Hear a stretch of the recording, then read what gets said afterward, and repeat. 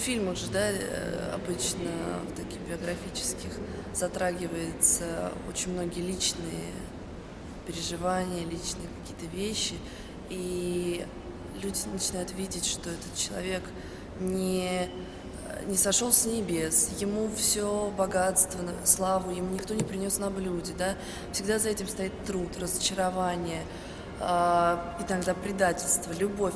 Это люди, еще раз говорю, из плоти и крови, и это очень интересно, это правильно, потому что очень часто происходит большой разрыв, и в какой-то момент люди начинают думать, что да, вот он звезда, он стал звездой, он когда-то не был звездой.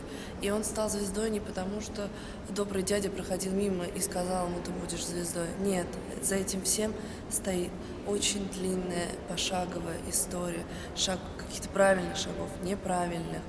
И хочется, чтобы звезды стали более доступны для нас, для людей, чтобы мы видели их слезы дома, которых мы никогда не знали. Конечно, тебе сразу человек становится ближе, он тебе импонирует. Ну вот я это называю такое ощущение, ты можешь потрогать.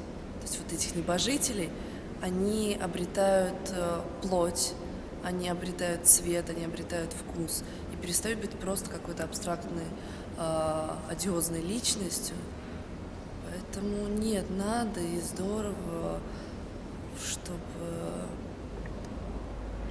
во-первых, народ знал своих героев. Да нет, ну о таких людях надо как можно больше снимать кино, писать книг. И я всегда с огромным удовольствием читаю, смотрю биографии, потому что, ну, интересно же, как все начиналось, как продолжалось.